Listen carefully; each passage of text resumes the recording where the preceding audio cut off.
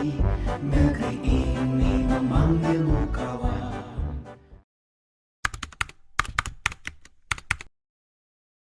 Ya, baik anak-anak, sebelumnya Assalamualaikum warahmatullahi wabarakatuh. Waalaikumsalam warahmatullahi wabarakatuh. Iya, semangat pagi. Pagi. Oke, alhamdulillah masih semangat ya walaupun jam terakhir. Baik, agenda kita hari ini sesuai dengan yang kalian lihat di depan. Ya, kita hari ini akan membuat kesepakatan kelas. Kesepakatan kelas apa isinya? Ada impian kelas. Impian kelas ini adalah impian kalian. Ya, kira-kira saya tuh pengen kelas ini seperti apa? Gitu ya. Saya punya impian, Bu, saya pengen punya kelas itu yang nyaman untuk saya belajar. Contohnya ya, ya. Dan impian kelas yang lain, ya. Silakan nanti ditulis, ya, di kertas yang dibagikan, kemudian kalian tempelkan di sini. Ya. Setelah selesai, impian kelas selesai, kemudian kita beralih ke sini, kita buat keyakinan di kelas. Ya, keyakinan kelas itu adalah keyakinan kita bersama-sama. Ya, jika keyakinan itu kita lakukan, maka semua orang itu menyatakan keyakinan itu ya semestinya kita lakukan. Gitu. Contohnya, misalkan menghargai orang lain, penting nggak menghargai orang lain? Ya, misalkan kalian itu punya impian, Bu, kelas ini kondusif, aman dari pembulian. Kalau ada pembulian berarti aman nggak, nyaman nggak? Nggak nyaman, nggak aman, kan? Nggak merasa aman, nggak merasa nyaman. Ya, keyakinan yang harus kita laksanakan bersama-sama adalah misalkan dengan cara menghargai orang lain. Ya, setiap orang itu berhak untuk hidup nyaman dan aman tanpa terusik oleh pekerjaan apa nakal temannya, misalkan seperti itu dengan jalan membuli. Tujuannya bercanda, tapi ternyata itu adalah pembulian. Ya, kemudian ingat, pembulian itu sangat-sangat dilarang. Ya, bercanda boleh, tapi tidak sampai pada beda. Bercanda dengan membuli itu berbeda. Oke, baik, bisa kita mulai ya? Bisa. Ibu bagikan ya kertasnya, silakan tuliskan impian kalian di sini. Ya. Silakan tulisnya di sebelah sini biar ini bisa ditempelkan. Yang sini kan yang ada lainnya.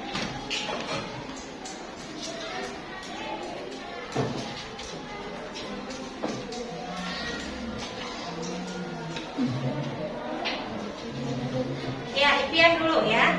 Kalau impian sudah, baru nanti kita ke keyakinan. Ini butuh waktu.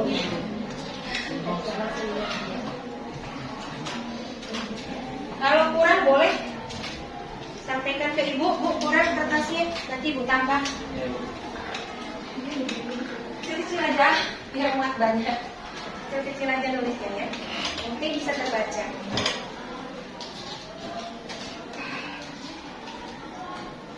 Ya, silakan tuliskan semua impian kalian yang ingin kalian wujudkan di kelas ini ya. Ananta ya, kamu pengen apa? Ananta. Impian kelas, oke.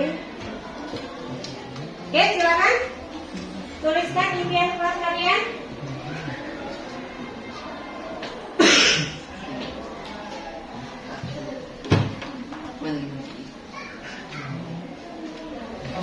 Ya, sebanyak-banyak impiannya pastikan tidak cuma satu.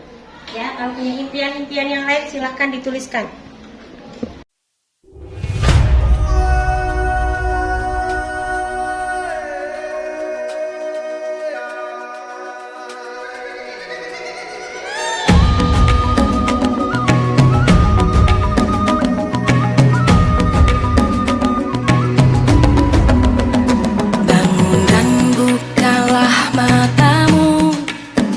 Saatnya meraih mimpimu.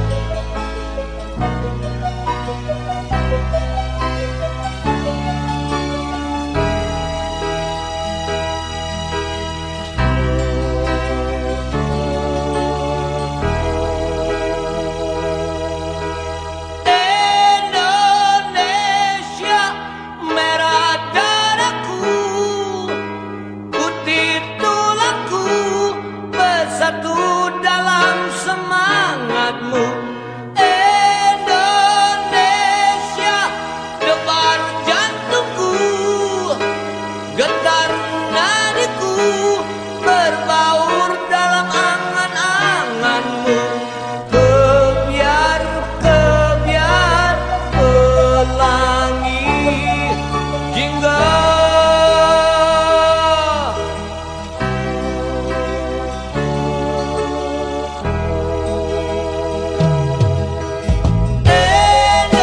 Indonesia, nada laguku, simfoni berteguh selaras dengan simfonimu. Kebiar pelangi jingga.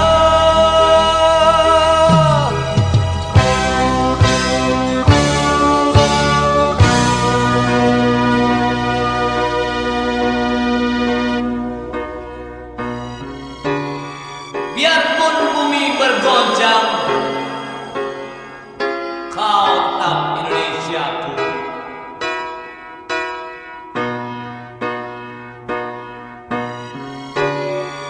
Andaikan matahari terbit dari barat, kau pun Indonesiaku.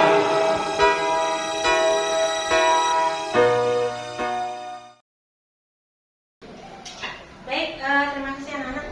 Kalian sudah mencurahkan ya apa yang menjadi impian kalian di sini ya, dan menyampaikan apa yang menjadi keyakinan kita bersama ya. Harapan ini. Jadi kalau ada peraturan nih, itu biasanya identik dengan sanksi gitu ya. Kalau nggak melakukan itu ada sanksi.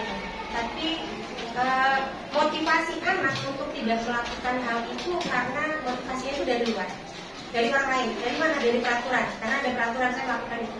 Tapi bukan karena kesungguhan hati, bukan dari keyakinan diri kalian. Kalian itu melakukan tindakan itu. Contohnya kalian cepet-cepet nyapu berangkat pagi, ya. Nanti kalau kalian terlambat dihukum. Jadi kalian cepet-cepet berangkat paginya itu bukan karena kesadaran diri kalian akan pentingnya tentang keindahan, kebersihan, tapi karena adanya hukuman gitu. Oh, saya kalau nggak piket tadi saya nanti kena hukum. Atau saya dibully teman-teman saya kalau saya nggak piket tadi gitu ya. Jadi ibu mau kalian mengerjakan segala sesuatu karena kalian sendiri, karena keyakinan kalian sendiri bahwa itu benar. Ya, enak nggak sih kalau disuruh-suruh? Enak nggak sih kalau melakukan segala sesuatu itu karena mau saya? Karena di rumah mau nyuci piring nih bantu orang tuanya kan? Ya memang ya udah bantu orang tuanya. Kayak nyuci. Enak nggak rasanya sama kalau Raisya cuci piring? Gak enak. Berangkatnya tuh kayak beda, terpaksa gitu kan? Gitu. Kan beda sama kalau kita berangkat. Makanya sebelum disuruh harus jalan dulu. Ya, karena lupa ya. Ya maklum ya. Kita manusia. Pernah juga mengalami kesalahan. Di kelas ini ya akan banyak sekali kesalahan ya. Maksudnya masalah itu pasti ada. Ya. Tapi yang dicari kan bukan siapa yang salah, siapa yang benar. Itu karena bukan apa ya, bukan jalan keluar. Yang kita cari adalah solusi. Kalau ada masalah solusinya apa? Itu yang dicari. Bukan itu karena Daja. Itu karena dia. Karena. Nah, cari kebenaran dan menyalahkan orang lain. Itu bukan jalan keluar yang terbaik dari setiap masalah yang kita hadapi. Ya, tapi mencari solusi. Baik. Nah, dari keyakinan dari impian kelas ini nanti akan kita gabungkan jadi satu. Kita masukkan di sini ya. Kita buat di sini nanti kita gunting dulu ya. Hari ini kan mungkin cukup waktunya besok lagi ya. Nanti kita gunting kita jadikan satu. Mana yang sama kita gabungkan jadi satu. Kemudian kita gabungkan di sini, kita tulis di sini, kita bentuk apa, kemudian kita tempel lagi di harapan ini, ya. Nah, kemudian kita tempel di dinding kelas kita, ya, sebagai pedoman kita, ya. Jadi ya kira-kira ya.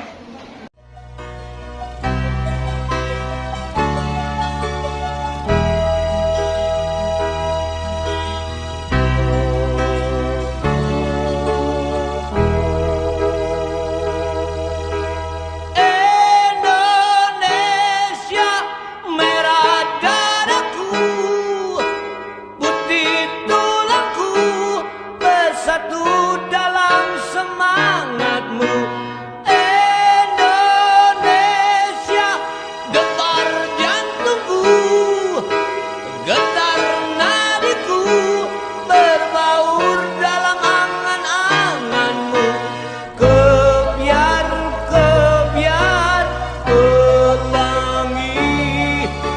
jingga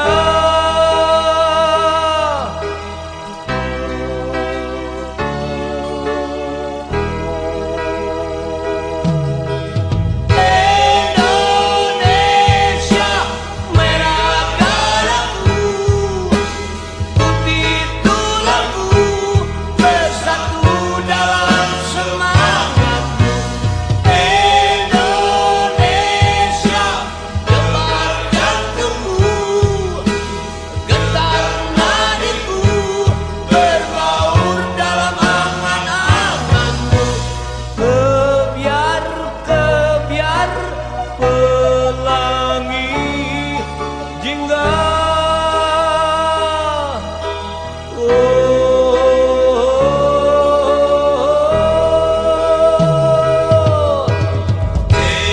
Indonesia merah darahku, putih tulangku, bersatu dalam semangatmu. Indonesia debar jantungku, Indonesia nadiku, berbaur dalam angan-anganmu. Indonesia adalah simponi berbeku, selaras dengan simponi Indonesia.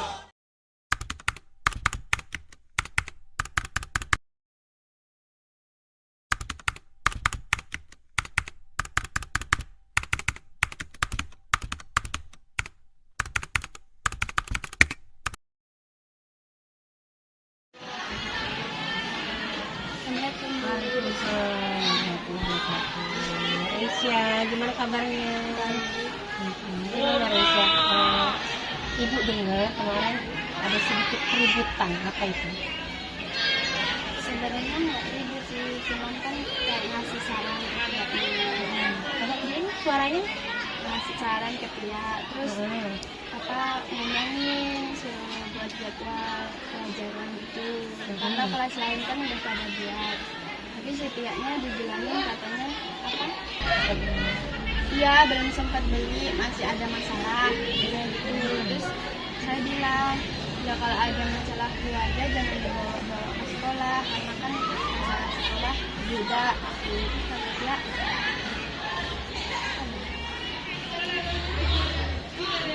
Coba kamu ngerasain jadi saya, ya kan?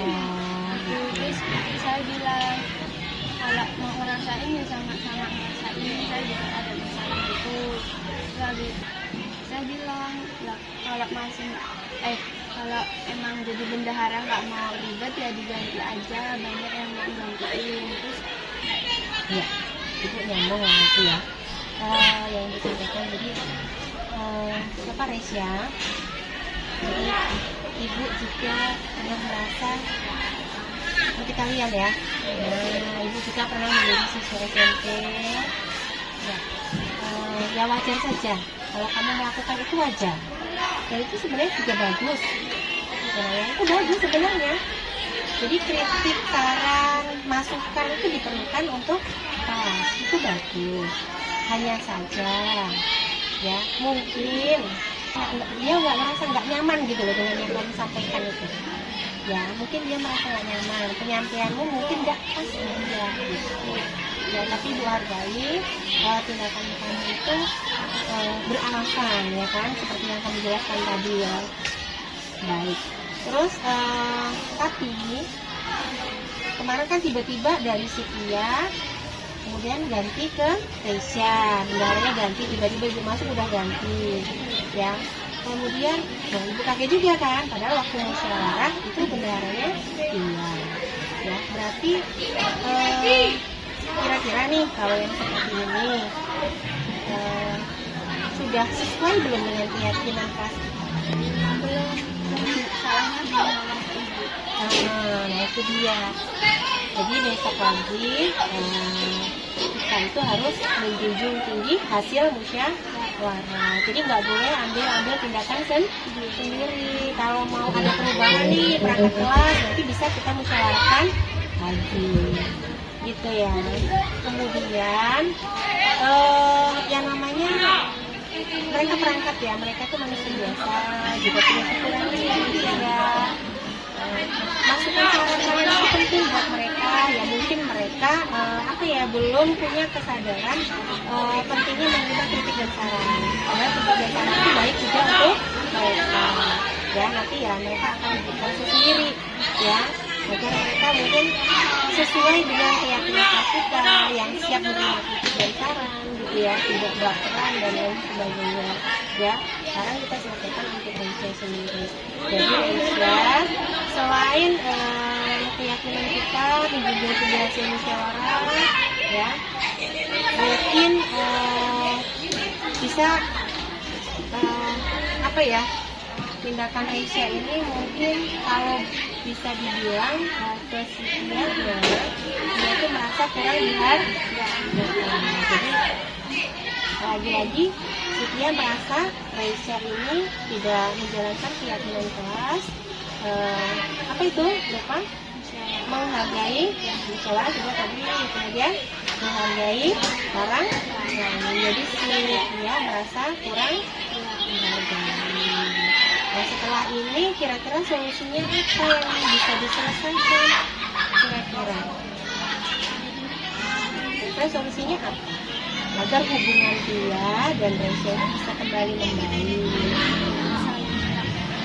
Ya, saling minta maaf, dan juga mungkin sebaliknya ya, namanya kadang kita berbuat menurut kita ada benar, menurut orang ternyata salah. Seperti Aisyah, yang Aisyah sudah bertindak seperti itu, ternyata menurut yang lain, menurut anak-anak yang lain, menurut dia itu kurang pas di dia. Atau dia sudah berbuat ternyata kurang pas di orang lain, atau mungkin di Aisyah. Ya. Jadi gitu ya kira-kira solusinya. Yang pertama apa tadi? Minta maaf. Oke. Untuk atas dasar keyakinan kita harus menghargai orang lain, apa yang dilakukan orang lain dalam hal ini oleh kita. Kemudian untuk selanjutnya nih, kalau kita ada rapat, bagaimana tindakan kita? Maksudnya kita harus apa itu dengan hasil musyawarah itu harus bagaimana? Harus menjunjung tinggi hasil musyawarah. Jika ada yang diperlukan, perlu dibahas lagi, akan dilakukan musyawarah lagi. Itu ya, Aisyah ya. Oke, terima kasih Aisyah. Alhamdulillah sudah lega belum hari ini, sudah bincang-bincang sama ibu. Ya, jadi kemarin masih ada yang ganjal kan, belum ketemu sama ibu kan. Ya, sekarang gimana? Udah agak lega? Atau mau ada yang disampaikan lagi? Gak ada? Cukup. Cukup itu dulu ya, Aisyah ya. Ya, tetap semangat ya. Jaga kekompakan di kelas. Oke, terima kasih banyak ya. Semangat ya.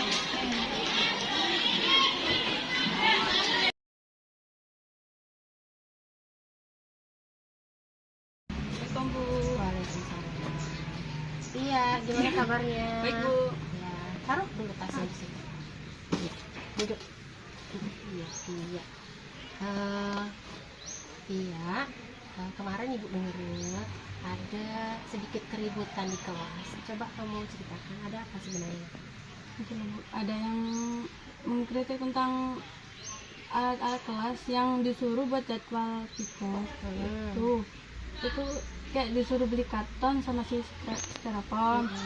Nah yang kelas lain itu udah pada beli, udah pada bikin, udah selesai. Nah itu ada yang bilang kalau buruan disuruh buruan beli sama buruan bikin gitu. Nah saya dulu waktu itu mikir, saya belum disuruh sama Bu Sis, takutnya nanti ada yang salah. Tapi si itu anaknya itu malah ngegas Bu, katanya alah bendera kayak apa itu cuma diganti aja gitu Bu. Terus saya sakit hati lah Bu. Kamu sakit hati, terus akhirnya jabatan bendaranya kamu kasih ke dia gitu. Iya Bu. Iya. Ya. Jadi Tia, Ibu menghargai Tia sebagai perangkat kelas sudah berusaha maksimal ya. Iya, jadi Ibu apa ya, menghargai bahwa Tia itu sudah bekerja keras ya. Tia merasa tidak dihargai gitu oleh anggota kelasnya gitu tuh kira-kira. Jadi Tia itu sakit hati ya.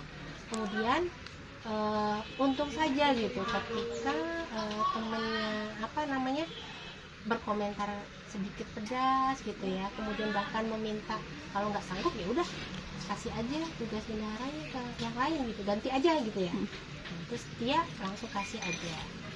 Nah itu ya kalau Ibu melihatnya ya untung aja sih Tia baru melakukan sampai tahap itu ya, untung aja Tia masih bersabar ya, dan kemudian mengalah dan memberikan kepada si siapa namanya Resya ya untung Tia tidak melakukan lebih dari itu atau mau melawan atau gimana ya, tidak baik. Nah itu keputusannya ya Ibu anggap baik gitu ya. Tapi di sini posisi Tia itu kan sebagai bendahara perangkat kelas ya, selama ini sudah dipercaya sebagai perangkat kelas dalam musyawarah kita. Menurut Tia nih kalau seperti ini bertentangan tidak ya dengan keyakinan kelas kita? Menurut Tia bertentangan dengan keyakinan yang mana? Kalau Tia itu menyerahkan tugasnya sepihak gitu kan, karena emosi nih karena diomongin anggota gitu. Jadi bertentangan dengan keyakinan kelas yang mana? Bertanggung jawab. Iya, seharusnya bagaimana? Seharusnya gimana Tia? Siapa aja yang bertanggung jawab itu tuh Bu? Ya harusnya Tia berkonsultasi dulu Kepada wali kelas. iya dengan wali kelas ya. Kalau ada masalah, wali kelas kan sebagai orang tua Tia di sekolah kan. Kalau ada masalah ya diomongin, sampaikan ke wali kelasnya, ada masalah apa Bu, kira-kira kayak gini, ada masalah seperti ini Bu, kira-kira solusinya bagaimana gitu. Tidak temennya apa namanya anggota kelasnya minta yaudah ganti aja, yaudah nih kasih nih gitu, bukan begitu solusinya ya sayang ya. Jadi harus dimusyawarahkan dulu, karena Tia menjadi perangkat kelas juga karena hasil keputusan Papa. Kemudian selain bertentangan dengan keyakinan kelas apa tadi? Bertanggung jawab. Bertanggung jawab, apalagi kira-kira? Siap menerima kritik. Iya, siap menerima kritik dan saran gitu ya. Jadi Tia sebagai perangkat kelas seyogyanya gitu ya, menerima segala kritik dan saran. Karena apa? Kritik dan saran itu membuat kita lebih baik. Percaya nggak Tia? Kalau kritik dan saran itu bisa membuat kita menjadi lebih baik. Penting nggak sih kritik dan saran? Penting. Bagaimana kalau Tia ini santai nih, temennya udah buat semua di kelas lain, ya kan? Kelasnya udah pada buat semua. Terus kelas kita tuh adem-adem aja, diem aja, nggak ada yang kritik, nggak ada yang dorong-dorong, ayo cepetan beli gitu. Kira-kira mungkin apakah Tia bisa lebih cepat dari hari ini karena ada kritik dan saran? Belum tentu kan? Mungkin Tia masih ya udahlah, santai aja lah, teman-teman juga diam aja gitu kan? Jadi sebagai perangkat kelas kita itu harus jadi perangkat kelas yang tangguh ya. Ibaratnya ada angin, ada badai, kita harus tetap kuat gitu ya. Itulah perangkat kelas harus seperti itu.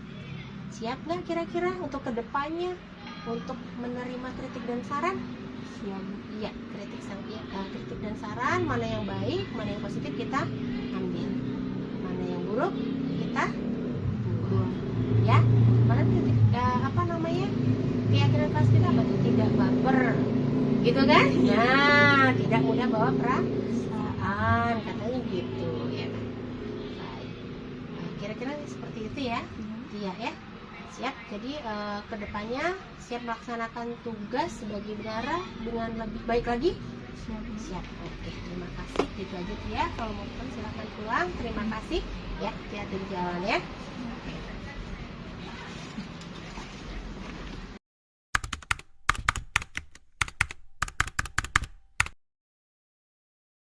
Bismillahirrahmanirrahim. Assalamualaikum warahmatullahi wabarakatuh. Ya, selamat siang dan salam sejahtera untuk kita semua. Tapi pun, ya, yang saya hormati Ibu Kepala SMP Negeri 3 Banjar Agung beserta jajarannya. Yang saya hormati Bapak Ibu Dewan Guru beserta staf SMP Negeri 3 Banjar Agung. Saya ucapkan terima kasih yang sebanyak-banyaknya atas kehadirannya, atas keikhlasannya dalam rangka mengikuti kegiatan pengibasan modul 1.4 tentang budaya positif oleh saya sendiri, Siswanti, calon guru penggerak Angkatan 5 Kabupaten Tulang Bawang Provinsi Lampung. Topik kita hari ini adalah budaya positif ya Bapak Ibu. Kalau dilihat dari kata-katanya budaya positif, budaya itu kira-kira apa ya Bapak Ibu? Iya, kebiasaan-kebiasaan ya. Kemudian positif, hal-hal yang baik. Ya, jadi budaya positif itu adalah kebiasaan-kebiasaan yang baik yang sudah dilakukan oleh masyarakat secara umum ataupun kalau kita di lingkungan sekolah. Jadi budaya positif di sini merupakan perwujudan dari nilai-nilai atau keyakinan universal yang ditetapkan karena kita konteksnya di sekolah, dalam hal ini di sekolah. Kemudian latar belakang pentingnya budaya positif di sekolah adalah di mana suasana positif itu sangat diperlukan dalam menciptakan pembelajaran yang kondusif.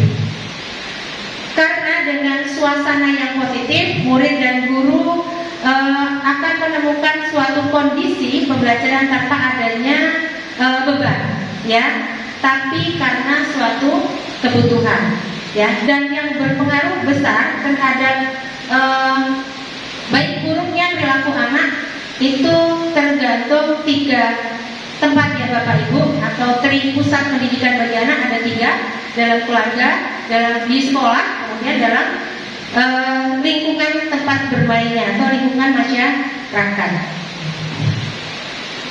Kemudian perubahan paradigma kegiatan kepalang tangan ya Bapak Ibu, kita mau simulasi. Di sini anggap saja Bapak Ibu itu punya rahasia, suatu rahasia yang Bapak Ibu genggam dalam genggaman Bapak Ibu semua. Tapi ada orang lain yang ingin mengetahui rahasia itu. Ini praktek masing-masing. Bapak Ibu silahkan genggam tangannya, ya. Kemudian bayangkan seperti ada orang lain yang ingin mengetahui rahasia yang Bapak Ibu pegang. Kira-kira kapan waktunya Bapak Ibu buka kepala tangan itu? Hah? Kalau udah capek? Iya. Iya. Siapakah yang berperan dapat membuka kepala tangan Bapak Ibu? Kita sendiri. Walaupun orang lain merayu, ya, ibarat mungkin Pak Ferry punya sesuatu rahasia, saya pengen tahu. Buka dong Pak Ferry, nanti saya kasih uang 1 miliar gitu kan.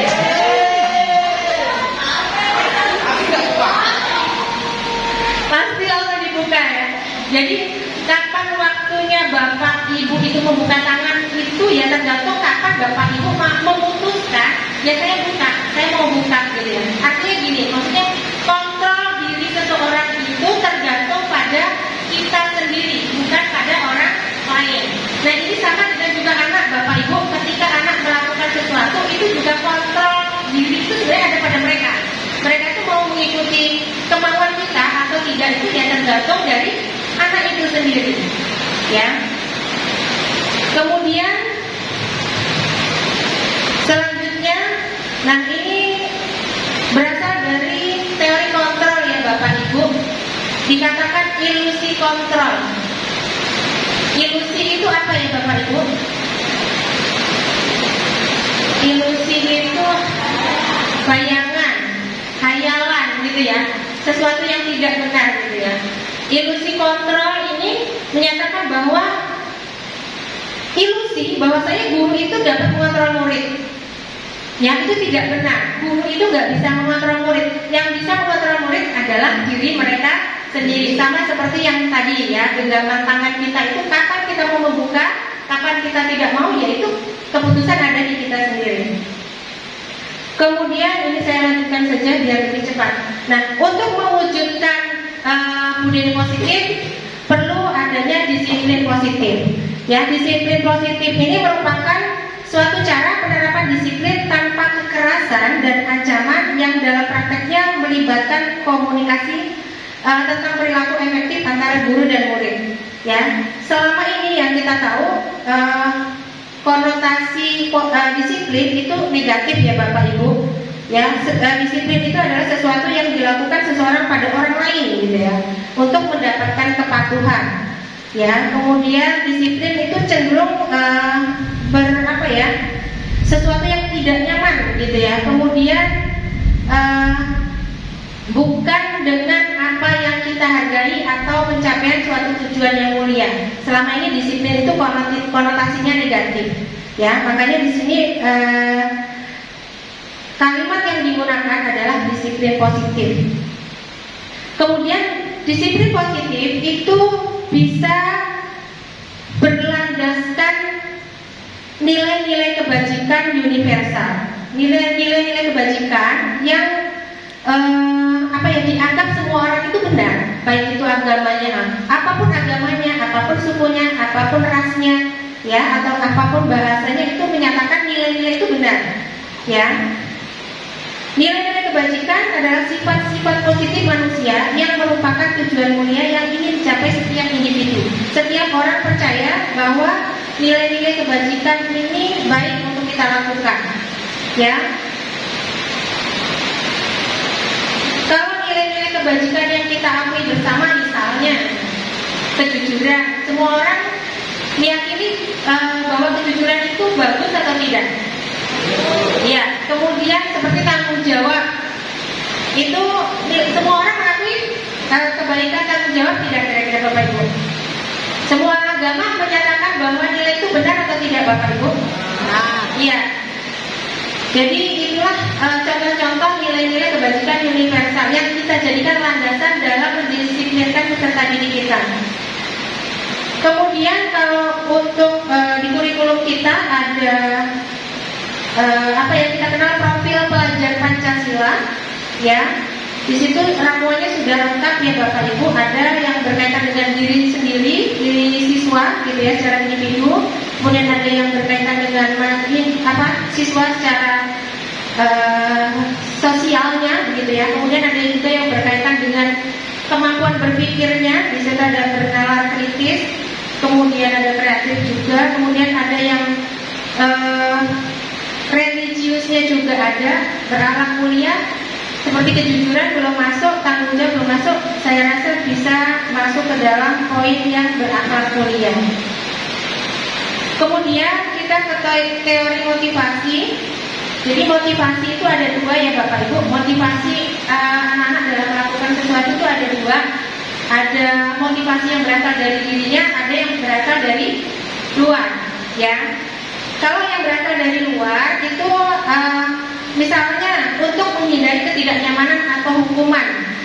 Jadi anak itu melakukan sesuatu karena takut nanti kena hukuman, atau karena misalnya kita gitu ya, di sekolah ini Bapak Ibu guru berangkat tepat waktu karena tidak ingin nanti dijadikan omongan, oh itu lo sering terlambat bla bla, karena dia berangkat tepat waktu bukan karena dia menyadari motivasinya bukan dari diri sendiri, tapi karena tidak ingin diomongin temennya gitu. Bu itu loh tukang terlambat, atau peserta didik kita misalkan untuk menghindari ketidaknyamanan. Jadi motivasi melakukan perbuatan itu dari luar. Kemudian juga karena imbalan atau penghargaan. Misalkan di sekolah ini ada nanti pemilihan guru berprestasi atau guru terdisiplin atau apa, jadi kita berlomba-lomba berangkat pagi, tapi bukan karena punya kesadaran kita itu harus berangkat tepat waktu, tapi karena motivasi eksternal ini atau motivasi dari luar, karena ingin dapat penghargaan. Kemudian yang ketiga itu motivasi yang berasal dari diri sendiri. Nah, ini yang menjadi tujuan dari disiplin positif ya Bapak Ibu. Jadi bagaimana caranya kita membuat anak-anak melakukan sesuatu itu tapi dari diri mereka sendiri, bukan karena peraturan, bukan karena ingin dipuji oleh gurunya. Jadi oleh karena itu agar peserta didik kita itu bisa melakukan segala sesuatu yang berasal dari motivasi dirinya, itu kita harus memberikan kemerdekaan kepada mereka, ya. Sebagaimana menurut Ki Hajar Dewantara, merdeka itu artinya tidak hanya terlepas dari perintah, akan tetapi juga cakap buat memerintah diri sendiri. Ya, jadi mereka itu cakap gitu. Saya harus berangkat pagi, saya harus piket, saya harus apa itu karena mereka sendiri yang memerintah diri mereka sendiri. Nah, untuk melakukan tahapannya, untuk mengarah pada disiplin positif, kita bisa membuat keyakinan kelas. Jadi selama ini kan kita buatnya peraturan kelas ya Bapak Ibu ya. Ya, nah nanti kita bisa tambah keyakinan kelas ya. Keyakinan kelas itu apa? Keyakinan kelas itu adalah nilai-nilai kebajikan atau prinsip-prinsip universal tadi yang disepakati bersama. Nanti di kelas itu buat kesepakatan mereka ya buat kesepakatan antara kita, yang ini mungkin bisa dilakukan oleh wali kelas ya. Jadi wali kelas itu buat kesepakatan dengan anak didiknya keyakinan kelas apa yang bisa disepakati di kelas itu ya, karena itu keyakinan kelas itu akan menjadi dasar ketika kita mau mengkonseling gitu, ketika peserta didik itu ada masalah. Jadi itu jadi dasar kita. Jadi karena kemerdekaan tadi, jadi harus bersumber dari siswa itu ya, keyakinannya dari mereka. Ayo disepakati bersama, yang menurut kalian bagus itu apa, penting nggak tanggung jawab itu, penting nggak jujur itu. Nah itu kita gali dari anak-anak, jadi dari anak-anak sendiri, bukan dari kita. Kalau peraturan kan kesannya dari kita sendiri, nggak boleh begini, nggak boleh begitu, itu dari kita. Jadi kesannya anak-anak itu terpaksa seperti itu. Nah ini kenapa tidak peraturan kelas, mengapa harus keyakinan kelas ya. Contohnya ini Bapak Ibu, mengapa kita memiliki peraturan harus menggunakan helm jika mengendarai kendaraan roda 2? Kenapa kira-kira? Biar aman. Oke. Ya, itulah yang menjadi keyakinan kita bersama ya, biar selamat gitu ya Bapak Ibu. Saya pernah memberikan pemahaman yang salah pada anak saya. Ketika itu saya mau pergi dengan anak saya nggak bawa helm. Waduh, nggak bawa ketika itu oh iya, bawa helm gitu deh, nanti takut ada polisi. Nah suatu saat ketika saya pergi lagi, terus saya nggak bawa helm. Waduh, nggak bawa helm, ini bunda lupa. Waduh, nanti ada polisi ya bunda. Jadi anak kita tuh itulah kalau salah ngasih pengertian ke anak, jadinya salah juga seterusnya gitu ya. Jadi yang kita tanamkan ke anak kita adalah yang keyakinan tadi, bukan peraturannya. Peraturan perlu ya, tapi kita bawa ke keyakinannya. Ya, jadi anak itu melakukan sesuatu itu ada dasarnya. Jadi bukan karena dia ada peraturan itu ya, suruh pakai helm dia pakai aja gitu. Ya. Tidak memaknai ya, apa sih makna peraturan itu sebenarnya. Kemudian mana yang merupakan keyakinan kelas dan mengapa? Nah, ini menurut Bapak Ibu yang mana tuh yang peraturan, mana yang kesepakatan? Yang keyakinan kelas maksud saya. Yang pertama menjaga kebersihan sekolah. Kesepakatan. Itu peraturan atau keyakinan? Ya, peraturan. Kemudian berdoa sebelum dan sesudah kegiatan, aktif dalam pembelajaran, itu semuanya peraturan ya Bapak Ibu. Kemudian, yang sebelahnya kami guru dan murid yang saling menyayangi, itu peraturan atau keyakinan? Ya. Jadi ini perlunya membuat keyakinan antara kita dan murid, pentingnya saling menyayangi. Misalkan anak kita berantem atau saling membuli gitu ya. Nah ini nanti kita jadikan dasar untuk mengkonseling mereka. Ya, kesepakatan ya, keyakinan apa bertentangan dengan keyakinan apa yang sudah kamu lakukan gitu. Kamu tadi berantem, keyakinan apa? Kira-kira bertentangan dengan keyakinan kelas kita apa? Gitu. Ya, atau tidak menghargai. Kami murid yang semangat belajar, ya, ini juga masuk keyakinan. Kemudian kami murid yang peduli dengan teman-teman. Kata kuncinya peduli, ya. Kalimatnya bisa dibuat sesuai keinginan kita. Kemudian, nah ini kemarin saya coba membuat keyakinan kelas ya Bapak Ibu, tapi dimulai dari impian kelas impian. Karena itu sebenarnya punya impian apa sih di kelas kalian itu? Saya mau, karena saya lagi kelas 9C, maka saya buatnya di kelas 9C. Kalian tuh sebenarnya punya impian kelas yang apa sih? Ternyata setelah saya berikan kopelan kertas itu, kertas yang apa ini, yang bisa ditempel-tempel ini, sticky note apa ya ini. Nah ini ternyata banyak sekali yang mereka inginkan. Diantaranya ya mereka tuh pengen nyaman. Ternyata nggak semua loh anak itu senang kalau ribut itu. Ada juga yang merasa sebenarnya nggak nyaman. Kalau teman-temannya jam kosong pertama, ada yang menyatakan tidak ingin ramai beringsik pada saat jam kosong. Ternyata mereka juga ingin loh suasana yang nyaman itu. Ternyata nggak semua ya siswa itu mau ribut gitu ya. Kemudian dari impian-impian mereka ini kita buat keyakinan kelas.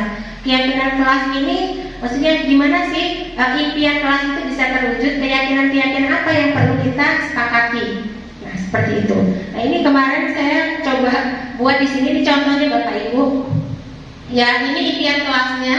Ya kalau di sini ini sudah sudah rangkuman ya Bapak Ibu. Kalau namanya anak-anak kan nulisnya udah macam-macam ya, dan bahasa-bahasa mereka nanti dirangkum, diletakkan di sini impian kelas. Kemudian ini keyakinan kelasnya. Ya kemudian keyakinan kelas ini dari impian kelas lah. Mereka ingin, misalkan ada yang berpendapat nggak ingin ada pembulian. Ya mereka ada yang menyatakan nggak ada bully-membuli.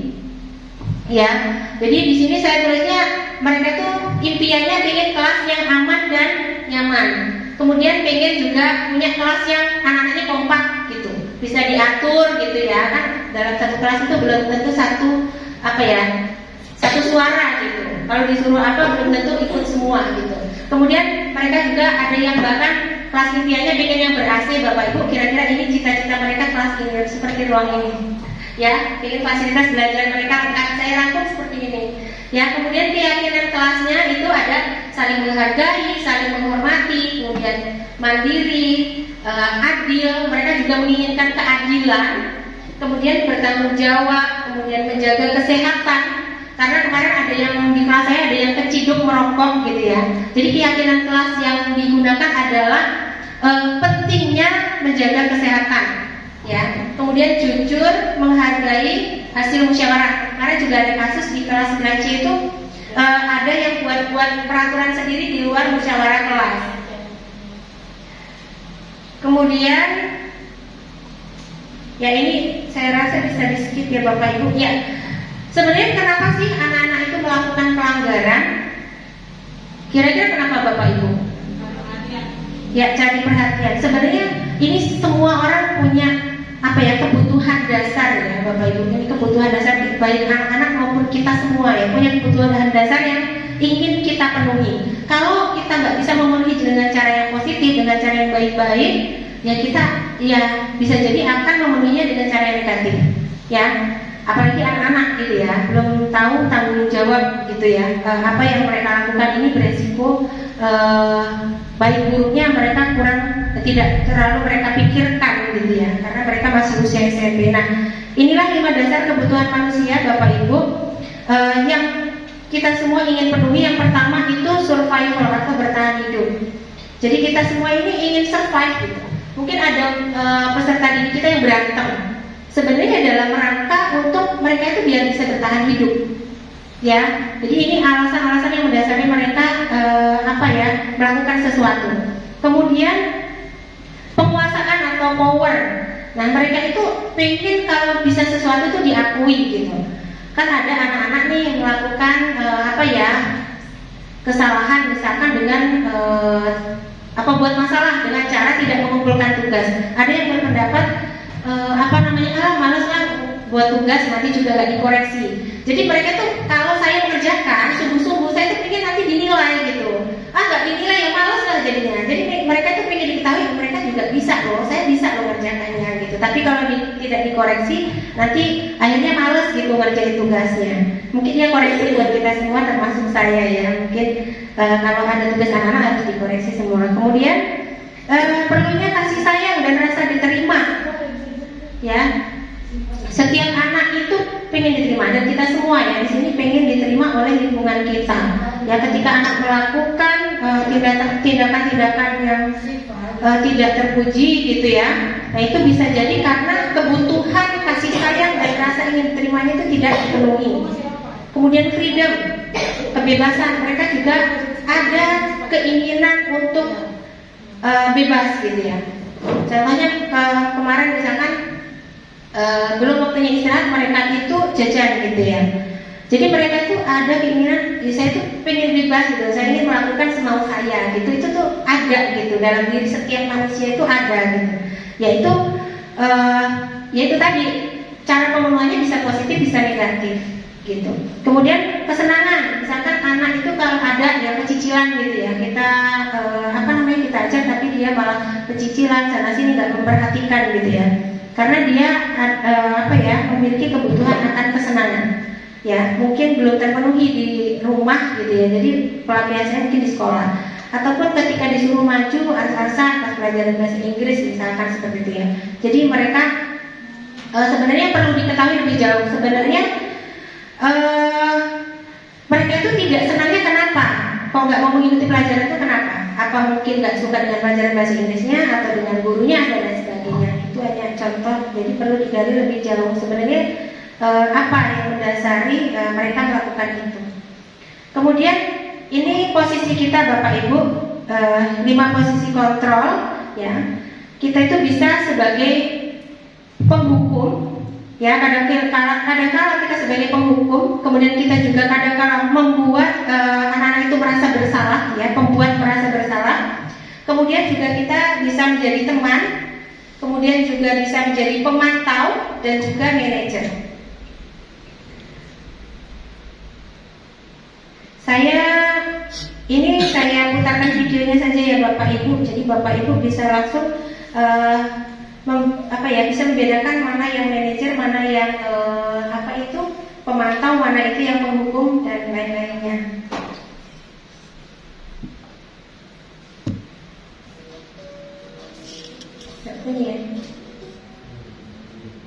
Alangkah bahagia Ibu dan Bapak Guru hebat dalam penerapan disiplin positif restitusi. Salah satu program yang dikembangkan adalah 5 posisi kontrol. 5 posisi kontrol dalam restitusi adalah proses perjalanan seorang pendidik agar dapat mengenali dirinya. Pada video kali ini, kita akan membahas tentang 5 posisi kontrol yang dikembangkan oleh Diane Dawson dan contoh penerapannya.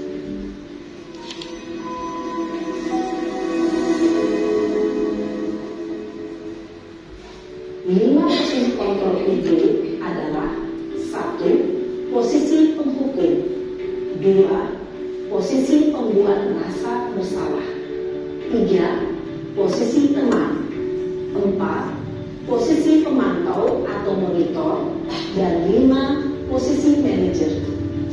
Untuk lebih memahami kelima posisi tersebut, mari kita saksikan kasus lain yang terlambat hadir 20 menit di sekolah dan melihat bagaimana kelima posisi kontrol dalam menghadapi masalah tersebut.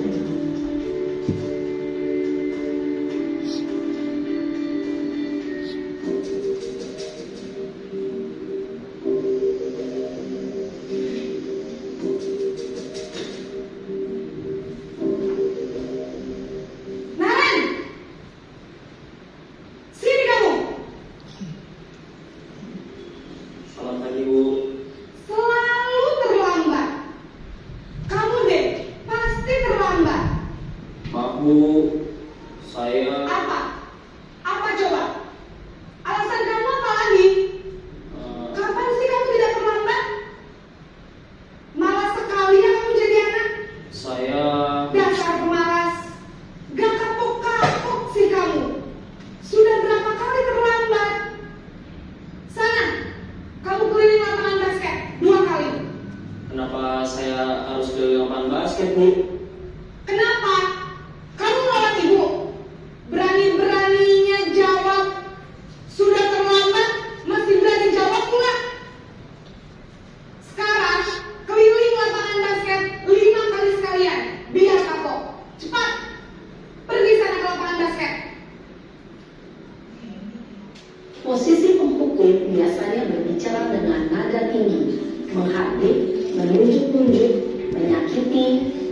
mundur. Hukuman bisa berupa fisik maupun psikis. Ibu dan bapak guru hebat. Dampak yang terjadi pada murid ketika guru berada pada posisi penghukum adalah murid cenderung akan memberontak, bahkan menyimpan dendam.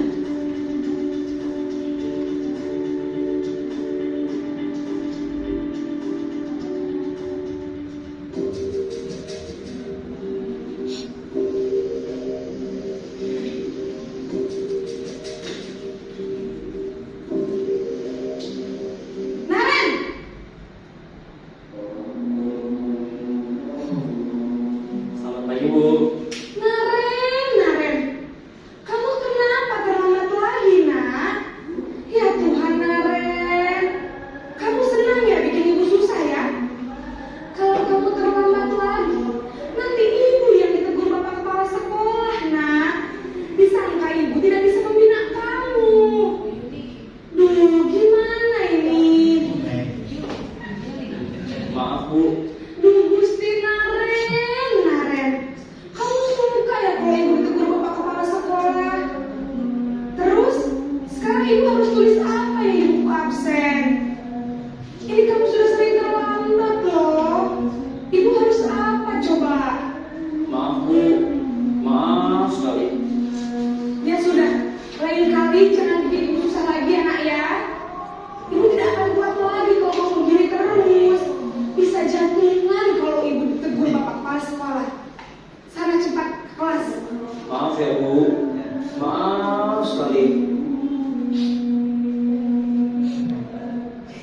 Posisi pembuat rasa bersalah berbicara dengan nada tenang, cenderung lembut, namun kata-kata yang diutarakan membuat murid merasa menjadi orang yang gagal, memandang buruk dirinya sendiri, merasa tidak berharga, dan tidak sanggup membahagiakan orang lain.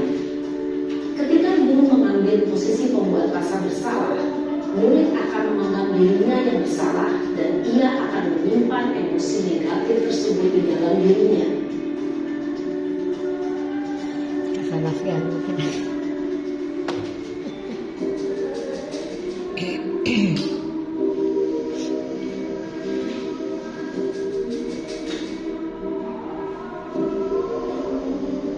Naren,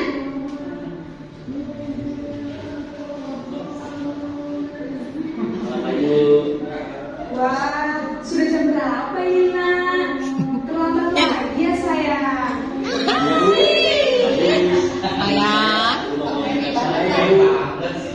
Kamu malah menyalahkan ibu kamu. Kamu bukannya anak yang larinya paling kencang. Kok terlambat sih? Iya, Bu. Saya memang terlambat bangun tadi. Jadi, biarpun saya lari kencang, tetap gak kekejar, Bu. Ya sudah sana. Nanti lain kali larinya lebih kencang lagi ya. Bikin seru ibu. Jadi ibu. Itu Peri. Itu Peri itu. Beresin urusan absen kamu. Kamu ini ada-ada saja.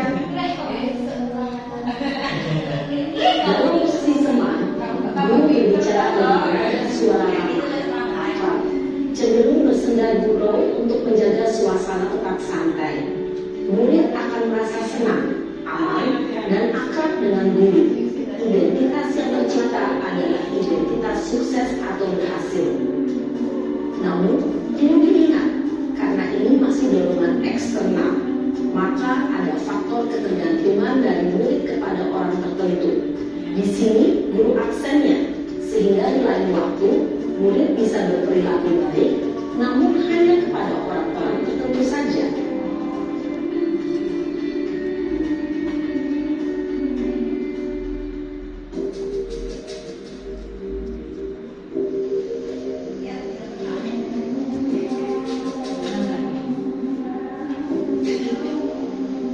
Naren, Selamat pagi, Bu. Naren, apa peraturan sekolah kita tentang jam berapa kita harus masuk sekolah, nak? Kita harus di sekolah jam 7, Bu. Iya betul, sekarang sudah jam 7.20. Naren sudah tahu konsekuensinya jika terlambat hadir. Paham Bu, saya harus tinggal kelas pas jam istirahat selama 20 menit. Iya benar, konsekuensinya demikian. Jadi nanti jam 9.30 pas istirahat, kamu harus tinggal di kelas, kerjakan tugas tambahan untuk ketertinggalan kamu, ya? Baik Bu.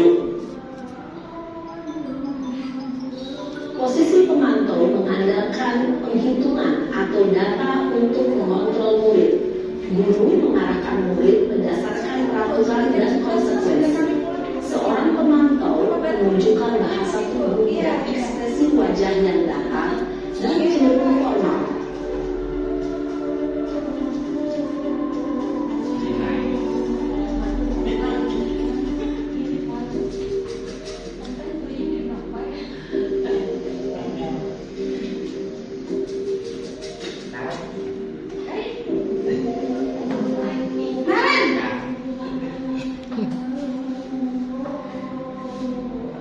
Selamat pagi Bu. Selamat pagi Naren. Maaf Bu, saya terlambat. Iya, sekolah masuknya jam 7, sekarang sudah jam 7.20. Jadi sekarang bagaimana ini Naren? Maaf Bu, saya lupa setel alarm saya semalam. Baiklah, menurut kamu, keyakinan sekolah yang mana yang perlu kamu tingkatkan? Menghargai diri sendiri dan orang lain mungkin ya Bu. Setuju. Jadi, apakah Naren meyakini prinsip saling menghormati tersebut? Iya Bu, saya meyakininya. Apakah Naren bersedia memperbaiki masalah keterlambatan ini? Bersedia Bu. Bagaimana kamu akan memperbaiki masalah keterlambatan ini? Saya akan coba untuk tidak lupa menyetel alarm saya Bu. Baik, kalau Naren mau minta alasan dirinya, ada orang yang kira-kira bisa bantu mengingatkan tidak? Ayo gede, Bang. Saya Emma. Adalah di sini. Selain Kak Emma, ada ibu saya. Baik, jadi yang mengingatkan Naren adalah Kak Emma dan ibu kamu ya. Kira-kira akan mulai setel alarm kapan nih Naren? Setelah pulang sekolah, akan segera saya lakukan. Baik, jadi Naren akan setel alarm untuk bangun besok pagi dan akan diingatkan oleh kakak dan bunda Naren ya. Ada lagi yang mungkin perlu dilakukan Naren agar tidak terlambat bangun lagi. Tidak ada Bu. Baik Naren, terima kasih untuk kerjasama kamu. Sekarang kamu perlu kembali ke kelas untuk belajar. Terima kasih. Posisi manajer adalah posisi kontrol yang disarankan untuk membimbing murid memiliki sikap disiplin yang positif, yaitu murid yang mandiri, bertanggung jawab, dan dapat memecahkan masalah. Tujuan dari posisi ini adalah agar murid dapat merefleksi atas tindakannya. Guru akan dengan tulus memberikan pertanyaan-pertanyaan bermakna, sehingga membuat murid dapat belajar dari kesalahannya dan mencari sebuah solusi untuk menyelesaikannya. Ibu dan bapak guru hebat, setelah mengamati adegan kelima posisi kontrol tadi, kira-kira posisi mana yang paling ideal? Posisi mana yang dapat menunjang motivasi intrinsik murid? Ya, tentu posisi manajer. Posisi ini memang posisi ideal dan ingin dituju setiap pendidik.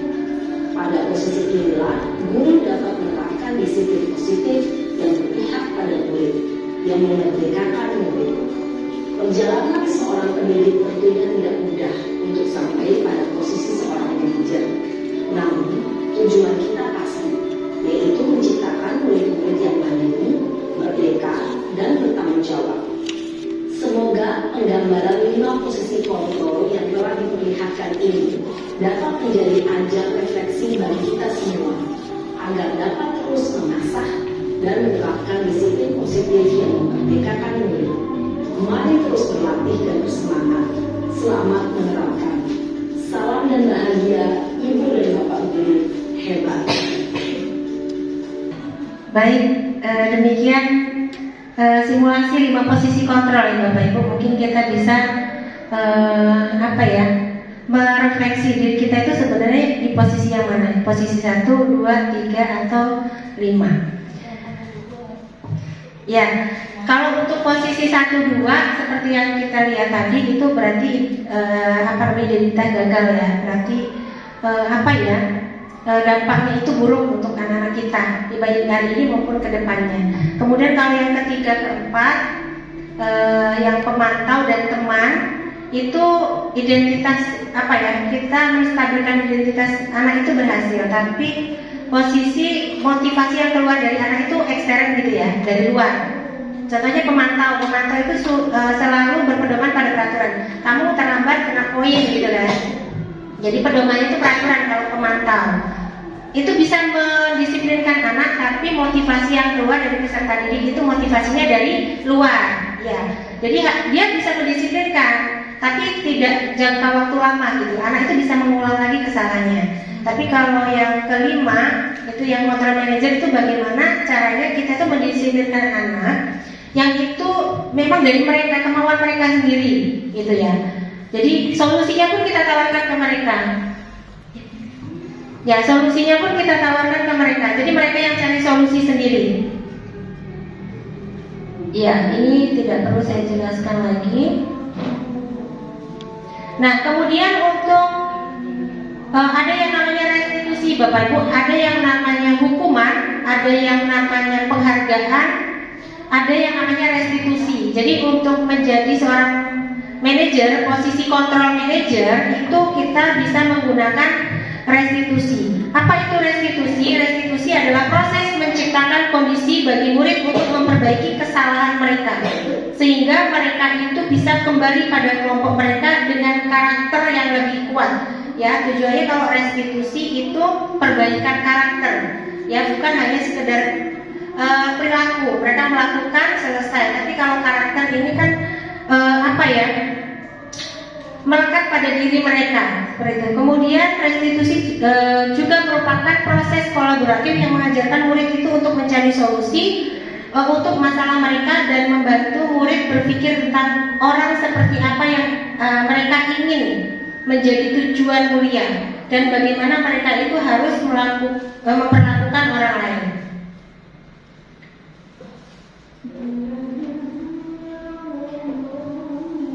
Ini ciri-ciri restitusi itu bukan untuk menebus kesalahan, namun untuk belajar dari kesalahan. Jadi ketika peserta didik kita itu berbuat salah, gitu ya, membuat kesalahan, itu kita tidak serta-merta mencari siapa yang salah, siapa yang benar, siapa yang salah, siapa yang benar. Ya. Kemudian restitusi itu dalam rangka memperbaiki hubungan, kemudian berupa tawaran bukan paksaan. Ya. Kemudian restitusi itu menuntun untuk melihat ke dalam diri, ya. Kemudian fokus pada solusi kalau restitusi. Nah, ada 3 langkah ya yang disebut segitiga restitusi. Ini merupakan langkah-langkah dalam pelaksanaan restitusi. Yang pertama, menstabilkan identitas. Ya, misalkan anak kita itu melakukan kesalahan gitu ya. Jadi kita stabilkan dulu anak itu ya. Jadi misalkan dia wajar aja. Setiap orang tuh gak sempurna kok gitu. Setiap orang punya kesalahan. Jadi anak itu adem gitu. Ya, kemudian yang selanjutnya validasi kebutuhan. Ya, jadi divalidasi kesalahan yang mereka lakukan itu. Tadi kan sudah kita stabilkan. Oh iya, wajar nak, manusia itu berbuat salah. Ibu juga manusia biasa juga pernah melakukan salah. Cuman ya kita validasi. Misalkan kesalahan itu nonjok gitu ya, cuman kalau kamu bisa berbuat lebih nekat dari itu, apa yang terjadi gitu. Jadi anak itu tahu dampaknya kalau kita berbuat lebih buruk dari itu. Kemudian yang selanjutnya kita menanyakan keyakinan. Kalau sudah distabilkan, kemudian sudah divalidasi kesalahannya, kemudian kita menanyakan keyakinan, karena kita sudah membuat keyakinan kelas dulu. Syaratnya itu sudah buat keyakinan kelas. Ini contoh-contoh ketika kita menstabilkan identitas ya Bapak Ibu.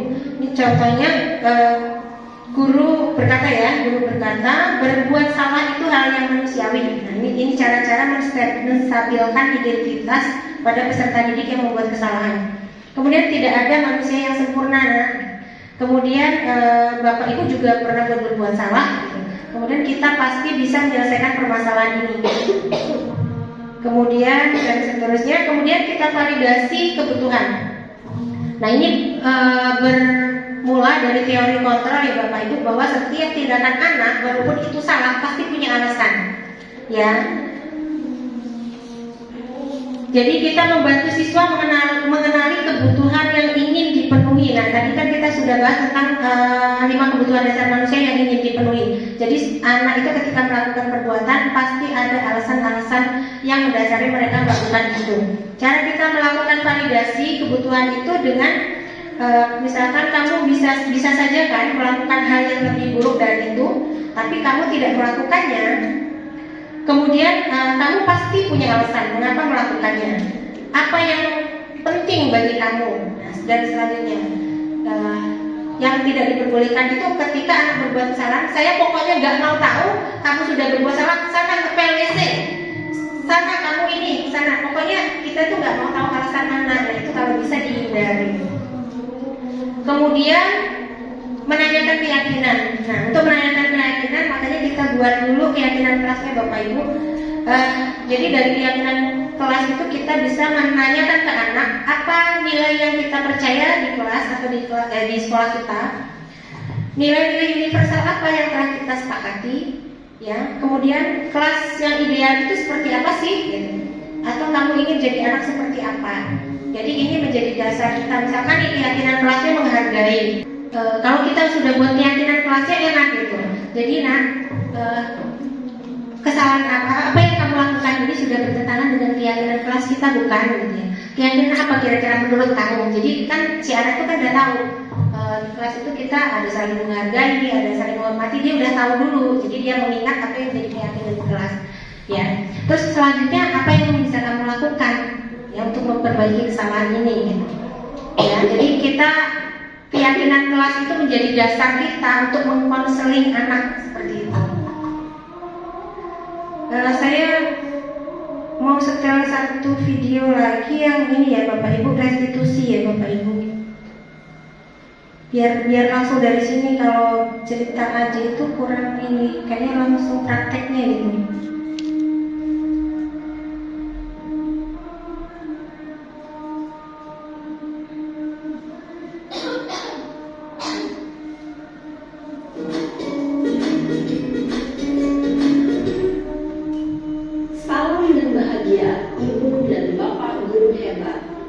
Pada video kali ini kita akan membahas tentang salah satu program disiplin positif yang diterapkan di lingkungan sekolah yang dikenal dengan nama restitusi.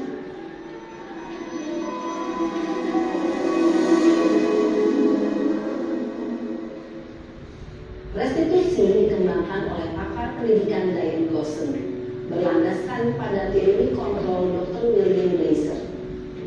Ketiga, restitusi adalah suatu proses dialog yang dijalankan oleh guru atau orang tua agar dapat menghasilkan murid yang mandiri dan bertanggung jawab. Pada saat guru di posisi manajer, aspek yang dikembangkan pada murid adalah motivasi prinsip, sehingga penanaman nilai-nilai kebajikan dapat tumbuh dan berkembang menjadi suatu kebiasaan positif yang akhirnya membentuk karakter murid. Proses dialog ini terdiri dari 3 langkah yang digambarkan pada ketiga sisi pada segitiga restitusi. Sisi pertama adalah menstabilkan identitas. Sisi yang kedua adalah validasi tindakan yang salah. Dan sisi yang ketiga adalah menanyakan keyakinan.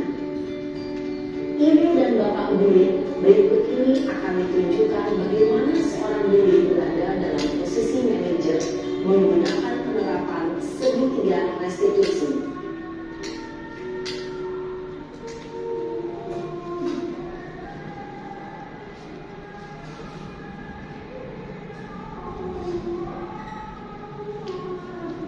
Siap sana. Sudah lama nggak di perusahaan? Kenapa hari ini ada di sini? Kesel Pak, kesel banget. Masa aku dikatain tukang fitnah Pak? Ya aku marah lah. Aku balik ke TPK di depan kelas. Kesel banget. Oh begitu. Ya pasti kamu marah dan kesal. Bapak juga akan marah apabila ada yang menuduh Bapak seperti itu. Kemudian pada saat itu kamu mau melakukan apa? Ya saya langsung makain Eka lah Pak. Kesel banget. Saya bentak-bentak dia depan teman-teman lain. Oh begitu. Pasti kamu melakukan seperti itu karena suatu alasan tertentu kan? Iyalah, masa saya diam saja Pak? Ya saya bela diri lah. Masa saya dituduh tukang fitnah? Ya wajar lah. Mempertahankan harga diri itu sesuatu yang penting buat kamu. Untung kamu tidak bertindak lebih gegabah lagi, hanya membentak-bentak. Iya Pak.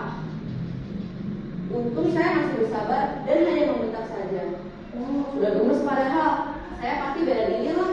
Ya pasti ya. Tapi kamu memilih untuk tetap bertahan dan bersabar. Kamu memilih untuk tidak berbuat lebih parah lagi kan? Iya. Nah, sekarang coba kita lihat lagi tindakan kamu yang bentak-bentak Eka di kelas. Tindakan kamu itu kira-kira sesuai dengan keyakinan kelas atau prinsip kamu tidak? Enggak lah Pak. Capek Pak jadi pemarah. Jadi keyakinan atau prinsip mana yang kurang sesuai dengan keinginan kamu? Ya, saya sebenarnya sangat menghargai orang lain. Mungkin saat itu saya menjadi emosi, jadi tidak menunjukkan sikap itu. Kamu meyakini tidak? Menghargai orang lain itu penting buat kamu. Yakinlah Pak. Iya, setuju. Kita harus saling menghargai. Namun ada juga keyakinan yang kita sepakati yang perlu kita jalankan apabila kita sedang marah, bukan? Ya, saya bisa lebih proaktif, mulai dengan diri sendiri. Saya bisa jadi lebih bersabar, mengambil waktu jeda untuk berpikir mau apa selanjutnya. Kira-kira kamu bersedia memperbaiki masalah ini tidak? Bersedia Pak. Kalau kamu memperbaiki masalah ini, kamu akan menjadi orang seperti apa? Saya akan menjadi orang yang bertanggung jawab kali ya Pak. Dan senantiasa proaktif. Iya, menurut kamu bagaimana rasanya menjadi orang seperti itu? Ya nyaman lah, bangga bisa bersabar dan menahan diri. Baiklah kalau begitu. Yuk kita pikirkan bagaimana memperbaiki masalah ini.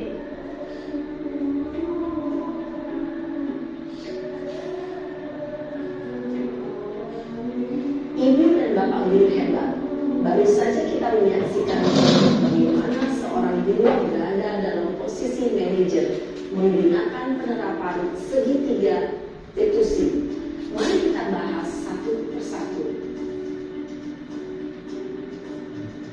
Pada sisi pertama, menstabilkan identitas berdasarkan pada prinsip bahwa membuat kesalahan adalah bagian dari proses pembelajaran. Sisi pertama dari segitiga ini berperan menggeser identitas murid dari identitas gagal ke identitas sukses. Murid yang sedang bertingkah laku yang tidak pantas atau menarik diri saat itu sedang mengalami identitas gagal. Bila kita mengkritiknya, maka posisinya tidak akan berubah. Kita bisa mengajukan pernyataan ini. 1. Membuat kesalahan sesuatu yang wajar. 2. Manusia tidak ada yang sempurna. 3. Kita bisa memperbaiki masalah ini. 4. Saya tidak menanyakan kesalahannya. Saya lebih fokus bagaimana memperbaiki masalah ini. 5. Apakah saat ini kamu tengah menjadi orang yang baik untuk dirimu sendiri? Pada sisi kedua, validasi tindakan yang salah berlandaskan pada prinsip bahwa setiap perilaku berupaya memenuhi suatu kebutuhan tertentu. Guru yang telah memahami teori kontrol akan bergeser dari pemikiran stimulus respon menjadi proaktif dan mencoba untuk mengenali tujuan dari perilaku murid, mengenali dan mengakui kebutuhan murid ini dapat memperbaiki hubungan dengan murid tersebut. Pernyataan atau pertanyaan bisa disampaikan dengan nada suara tidak menghakimi atau memojokkan, sehingga dapat mengembalikan murid pada posisi positif. 1. Kamu bisa saja bertindak lebih gegabah lagi dari ini. 2. Kamu bukan melakukannya tanpa suatu alasan tertentu. 3. kamu melakukannya karena mempertahankan sesuatu yang penting bagimu. 4. Mungkin kamu bisa mempelajari suatu perilaku baru yang lebih efektif. Bersediakah kamu mempelajarinya? Selanjutnya, kita akan simak sisi terakhir, yaitu menanyakan keyakinan.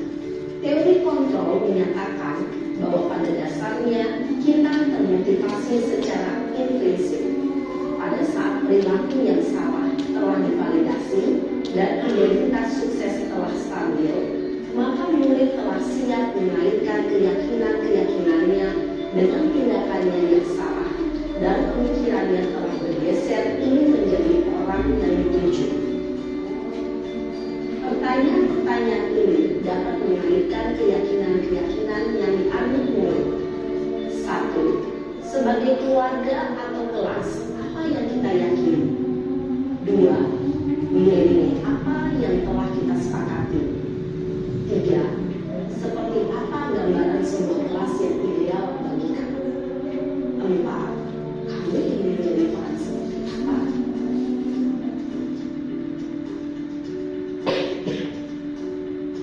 Dalam menerapkan segitiga restitusi, perlu diperhatikan beberapa hal, yaitu 1. Perilaku yang salah perlu dikaitkan dengan nilai-nilai atau keyakinan-keyakinan yang telah disepakati atau dituju. 2. Kesediaan orang yang melakukan kesalahan untuk memperbaiki masalah. 3. Pemecahan masalah sebisa mungkin relevan atau memiliki hubungan dengan masalah yang ada. 4. Usaha. Perlu adanya suatu usaha kebaikan dari pihak yang berbuat kesalahan. 5. Waktu. Perlu mendedikasikan waktu dari pihak yang berbuat kesalahan. Tanyakan kapan akan mulai melakukan usaha untuk memperbaiki masalah. Dengan memahami struktur penerapan segitiga restitusi, diharapkan murid dapat menerapkan posisinya sebagai manajer dengan mengajukan pertanyaan-pertanyaan bermakna yang dapat membuat murid menjadi lebih percaya diri, bertanggung jawab, dan mandiri. Nah, ibu bapak guru perlu tidaknya mengikuti ketiga tahapan dalam segitiga restitusi bergantung pada ringan beratnya suatu permasalahan. Misalnya, bila permasalahan tersebut ringan, maka tidak perlu dijalankan secara berurutan. Bahkan bisa segera menanyakan apa yang kita sepakati. Dengan menjalankan segitiga restitusi, dengan mengajukan pertanyaan-pertanyaan bermakna, diharapkan murid menjadi kuat secara pribadi, dapat mengetahui masalah pribadi yang dapat menyelesaikan permasalahannya sendiri, semakin percaya diri, mandiri, dan berdaya. Dan bahagia, ibu bapak guru hebat.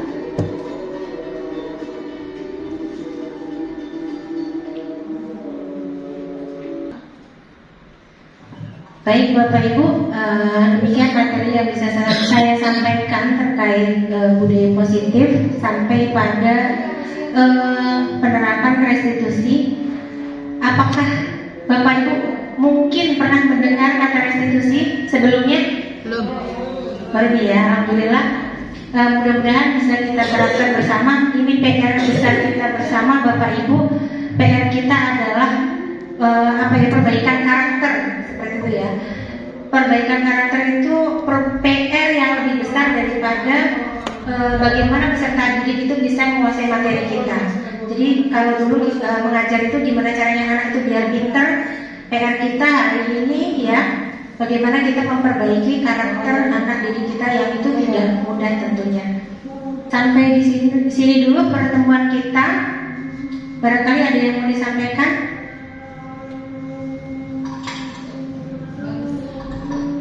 Bagus, tapi implementasinya kayaknya ya, memang kalau kita punya murid seperti yang di segitiga restitusi itu enak banget ya muridnya kayak gitu, diajak komunikasi enak. Tapi ya itulah Bapak Ibu perjuangan seorang guru ya. Walaupun kita sudah digaji, tapi sepertinya kalau memang kita jalankan benar-benar yang namanya guru itu tanpa tanda jasa itu benar.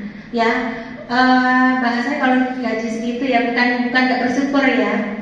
Kalau kita bandingkan, kalau kita pilih apalagi yang masih honorer gitu ya. Kalau saya kerja di luar mungkin bisa dapat lebih banyak. Tapi itulah mudah-mudahan apa yang menjadi keikhlasan kita ya mendidik anak-anak kita, Allah yang membalasnya. Baik, demikian yang saya sampaikan. Kalau ada salah-salahnya itu murni dari pribadi saya, Bapak Ibu, karena kekurangan saya akhiri. Bila itu walidain. Wassalamualaikum warahmatullahi wabarakatuh. Waalaikumsalam warahmatullahi wabarakatuh. Keren.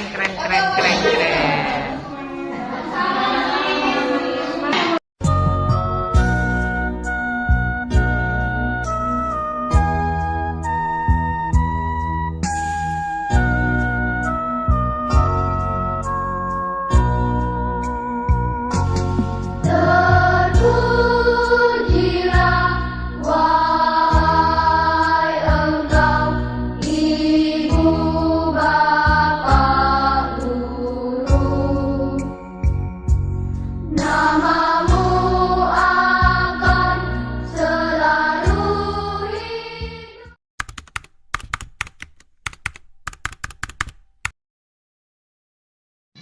Ya, assalamualaikum warahmatullahi wabarakatuh. Pengalaman saya kemarin ikut imbasan dari guru penggerak teman sejawat saya Bu Siswati. Menurut saya ilmu yang beliau tularkan ke saya itu sangat bagus sekali, bermanfaat buat saya, bisa saya implementasikan di dalam kegiatan pembelajaran setiap hari. Saya sangat tertarik dengan 5 troll untuk siswa dalam kesehariannya. Saya tertarik itu pada posisi manajer dari kelima itu, manajerial. Jadi menurut saya itu posisi manajer itu sangat idealis ya diterapkan di dalam kehidupan pembelajaran sehari-hari kepada anak. Karena dengan posisi manajerial itu anak-anak tuh ketika dia mengalami suatu permasalahan atau dia itu membuat salah, dia itu akan tergugah dari diri dia sendiri gitu loh, tanpa terpaksa dia memperbaiki dirinya dia sendiri. Itu bukan dari faktor orang lain, tapi memang ada niat dari diri dia sendiri buat memperbaiki diri seperti itu. Jadi sangat bermanfaat buat saya sebagai tenaga pengajar dan tentunya juga sebagai pendidik. Ilmu itu dari pengimbasan kemarin tuh sangat-sangat bermanfaat sekali untuk membuat pendidikan karakteristik anak itu benar-benar berhasil seperti itu. Jadi anak itu tidak merasa tertekan ketika dia berbuat salah, tetapi lebih cenderung ingin memperbaiki kesalahan sendiri seperti itu dari dalam dirinya, tidak karena rasa faktor eksternal yang rasa takut, rasa terpaksa seperti itu sih. Terus untuk mengimplementasikan itu kemarin itu ada juga ilmunya dari segitiga restitusi ya. Nah itu sangat bagus juga.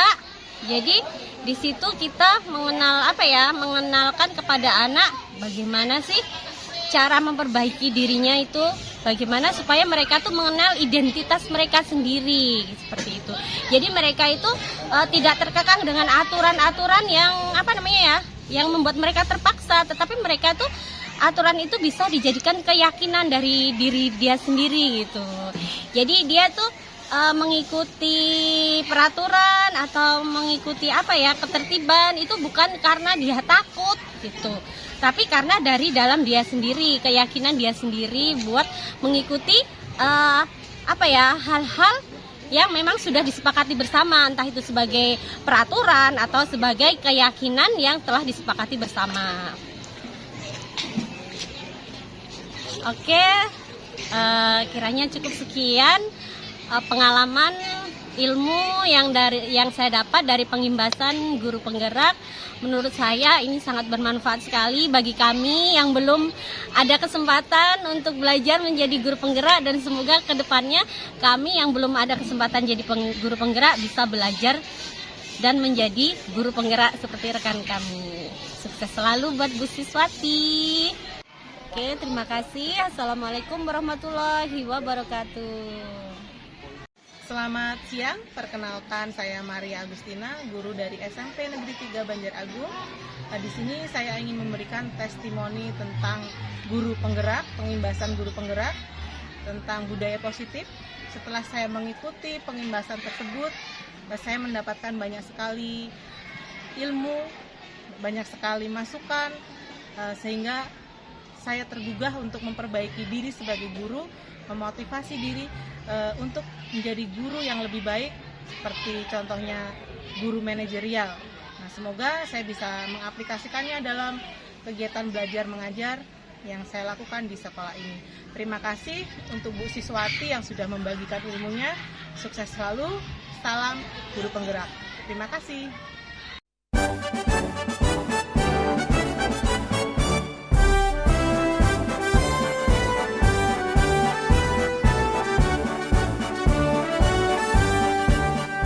Bulatkan tekad, kuatkan hati.